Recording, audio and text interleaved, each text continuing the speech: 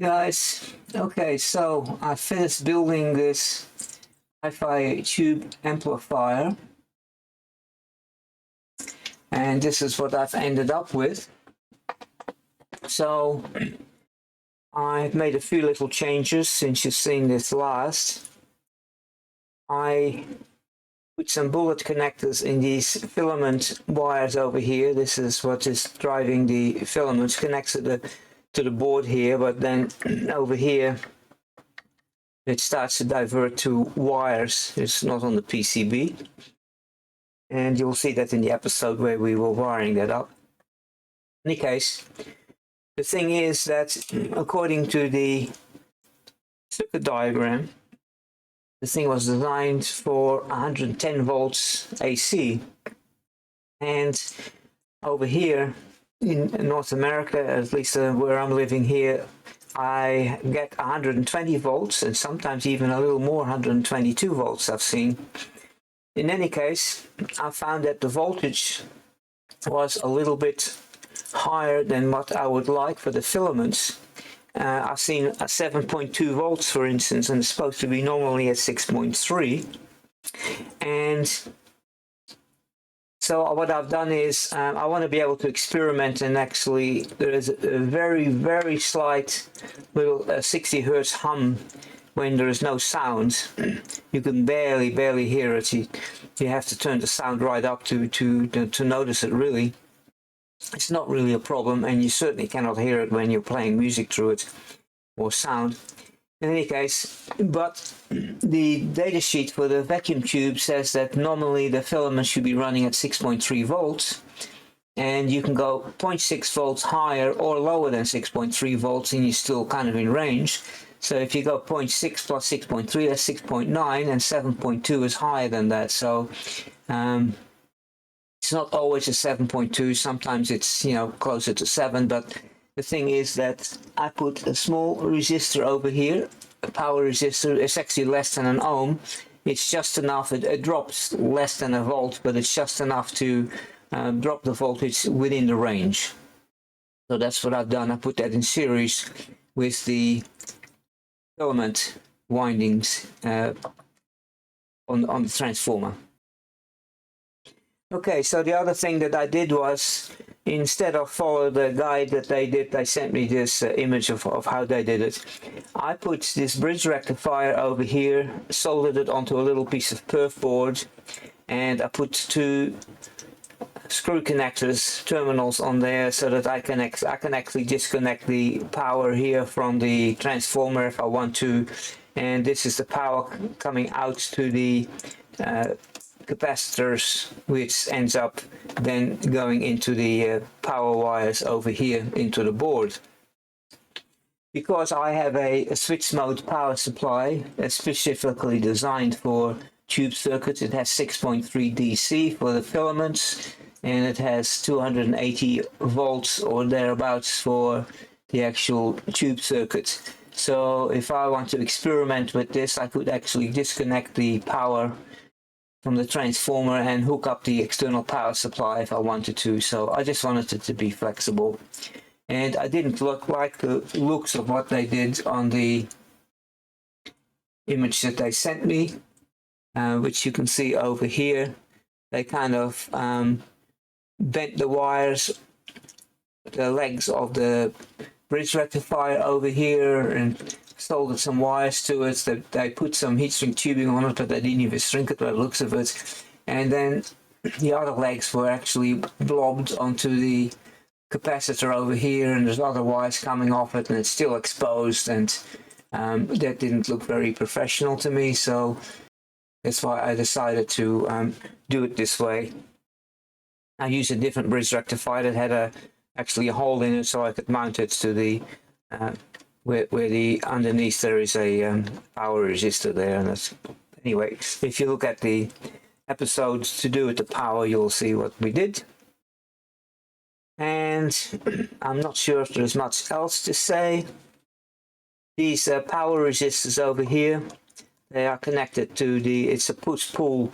There's two push-pull parts of the circuit there for each channel, and it has two vacuum tubes, and the two cathodes of the vacuum tubes are basically connected together, and they come through this one of these resistors, and the output of each channel is supposed to be 12 watts,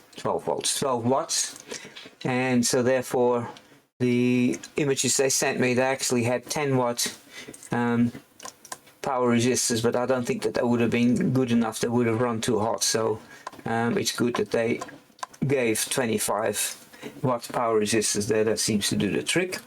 So these resistors, I updated these, finalized the circuit diagram as well. They're actually connected, as I said, to these cathodes over here, as you can see, but it brings it out on the board to a pad, and the pad then connects to one side of the power resistor, and the other side of the power resistor actually connects to ground. So I kind of clarified that a little bit by changing the circuit here to show that that's an external resistor to the PCB. Okay, so the next thing now to do is to actually test it.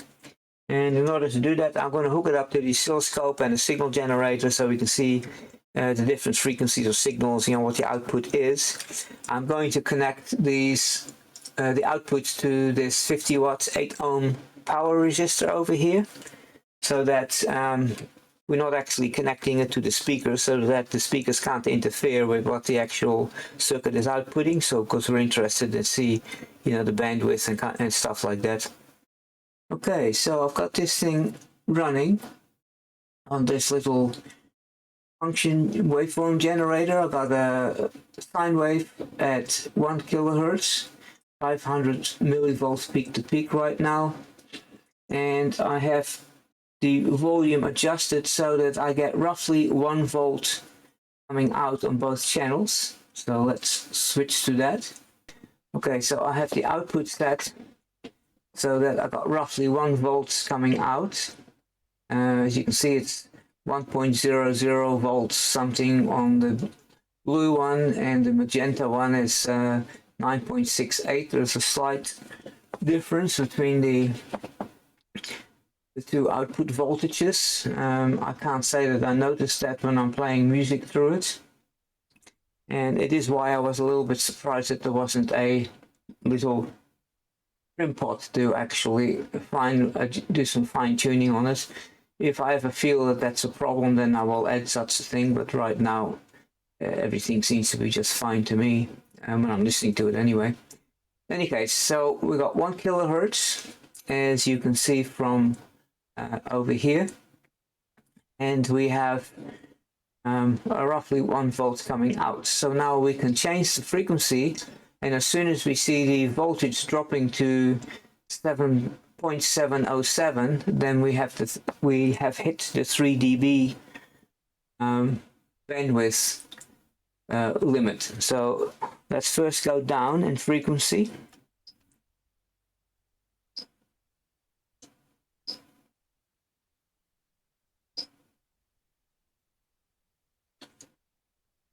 Nine 100 hertz, 800 hertz, 700 hertz. No difference.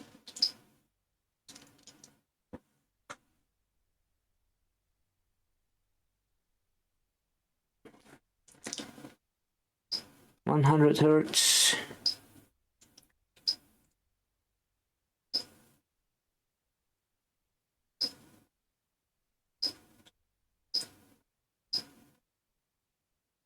(60 hertz),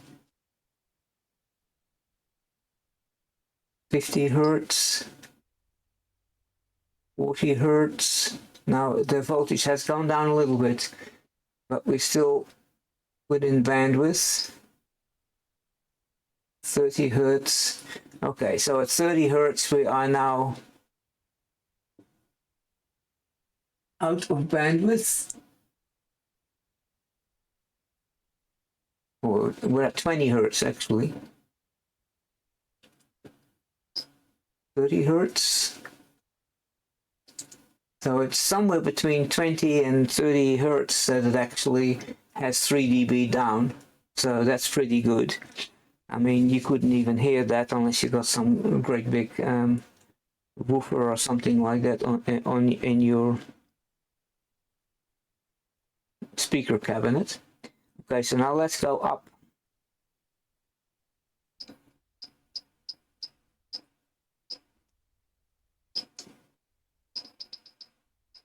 Go back to 1 kilohertz.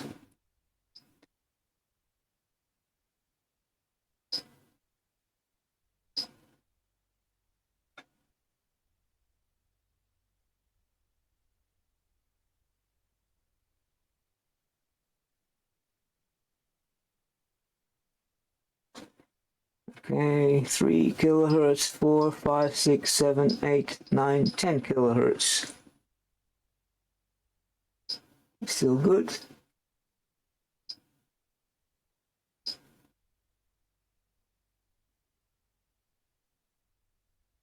$14, $15 kilohertz. Still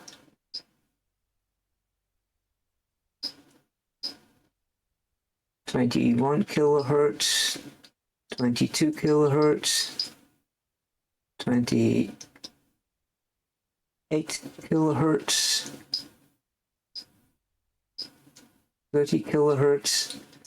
So the bandwidth of this thing is fully above our hearing, because 30 kilohertz, most people can't even hear that.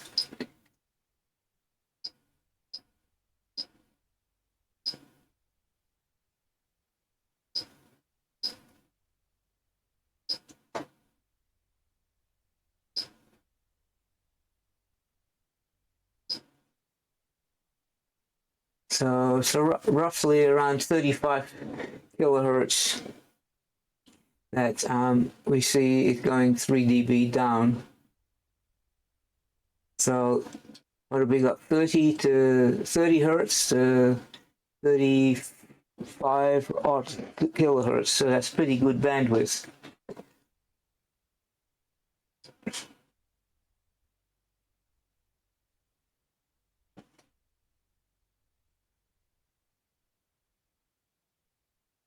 Alright, so this is a 1 kilohertz square wave, as you can see, as you would expect for an audio amplifier, that there is some deterioration there of square wave, because in order to do a square wave fully, you'd have to have almost an infinite bandwidth. So let's have a look now. I'll give it a triangle wave. It seems to be perfectly good. So in any case, I think it is working well, and I did play some music to it, and I'm rather pleased that it actually has a very good rich output, better than I got a little other amplifier here that is transistorized, and it does sound nicer, deeper, I guess, because we saw the bandwidth even goes right down to 30 odd hertz or something. Okay, so I think this was an interesting project to see how a bygone era did things, and in fact it's quite impressive. It is a very good little amplifier. The sound is very rich, and it's really interesting how you can actually amplify and do things just with modified light bulbs, is what they are. Interestingly enough, these little vacuum tubes were actually invented in the Second World War, I believe, when the army needed mobile transmitters, walkie-talkies, and the big vacuum tubes of the day, they were like 2 to 2.5 times taller than that, and they had Bakelite bases. They were just way too big, and they made these smaller ones, and after the war these smaller tubes actually became mainstream. Anyway, a very good little project, and as I said before, I'm going to try to put some controls on there for bass and treble and so on, and so you'll probably see a little video on that, and whatever else I might think of to do with it. I'll see you guys later, and don't forget to like and subscribe and hit that little bell button so you'll know when new videos are available, and until then, bye bye.